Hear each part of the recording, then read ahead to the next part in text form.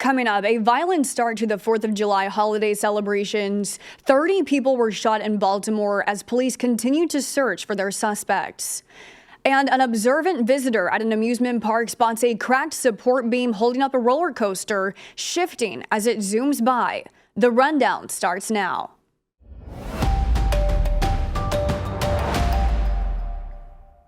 This is Straight Arrow News, bringing you unbiased, straight facts. Thanks for joining us. I'm Kara Rucker.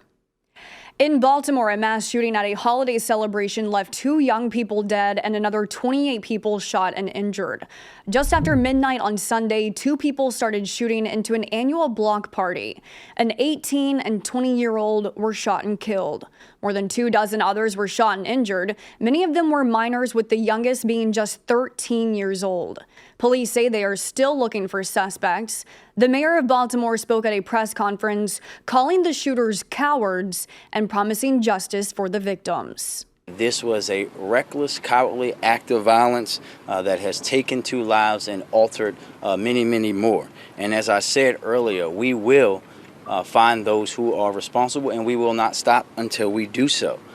The violence wasn't confined to Baltimore. In Chicago, 31 people were shot, 3 fatally over the weekend. In Wichita, Kansas, 7 people were shot and 2 more were injured when they were trampled in a nightclub. In Washington, D.C., police are searching for the people responsible for setting off multiple explosive devices around the city. 3 businesses were targeted, including a supermarket, a Nike store, and a bank. No injuries were reported. Violent protests continued in France over the weekend following the deadly police shooting of a teenager. Police fatally shot the teenage driver while he was attempting to drive away from police during a traffic stop. Angry crowds launched fireworks at police and set fire to France, largely in Paris. Dozens of police officers have been injured. More than 500 vehicles and 74 buildings have been set on fire, along with more than 800 fires set on public roads. Hundreds of protesters have been arrested daily since the shooting last Tuesday. The policeman who fired the fatal shot has been placed under formal investigation for murder. He has apologized to the family. And the grandmother of the 17-year-old who was killed called for calm and asked for protesters to end the rioting. U.S. Treasury Secretary Janet Yellen will travel to China later this week, scheduled to meet with Chinese officials on a range of issues, including U.S. concerns about a new Chinese counter-espionage law that could potentially have consequences on U.S. firms overseas. This trip comes just 2 weeks after Secretary of State Antony Blinken visited Beijing in another attempt to shore up battered relations between the world's 2 largest economies. Heavy rains over the weekend flooded the streets of Chicago, prompting NASCAR officials to even postpone a race because of the hazardous conditions. Cars were stranded as underpasses flooded. Basements across the Chicago area had inches of rainwater rush in. Some areas received more than 5 inches of rain on Sunday, breaking previous records in the city. Meanwhile, 110 million Americans are under extreme weather alerts as a scorching heat wave is spanning across the country, from the West Coast to the South and Southeast.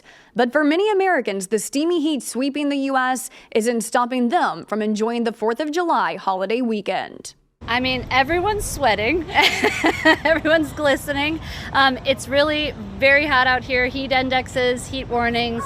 As you know, we had a pretty cool spring, and so it feels like just within the last week, it's kind of just smacked us and hit us pretty hard for the holiday weekend. A North Carolina amusement park shut down one of its largest attractions over the weekend after a visitor spotted a cracked support beam on a roller coaster ride.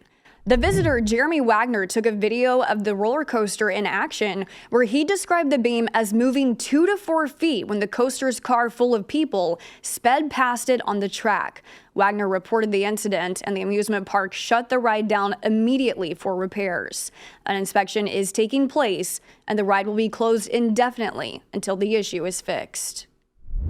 Twitter users will now be limited in how many tweets they can view per day. The temporary restrictions are described as an attempt to prevent unauthorized scraping of data, something that was slowing down and glitching the platform for users. Here's the new daily limits. Unverified accounts not paying for the platform can read 1,000 posts per day.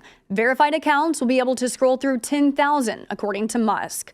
The restrictions could result in users being locked out of Twitter for the day after scrolling through their limit. Thousands of users ran into that issue on Saturday. These are your top stories. Thanks for joining us on The Rundown. We're on a mission to bring back trustworthy journalism by serving only you, not an agenda. Be sure to check out more of our work at straightarrownews.com. And you can also find the latest Rundown episodes available as a podcast on all major podcast platforms. We will be off tomorrow in observance of the 4th of July. We hope you enjoy the holiday, and we'll see you back here Wednesday. Until then, I'm Kara Rucker. Have a great day.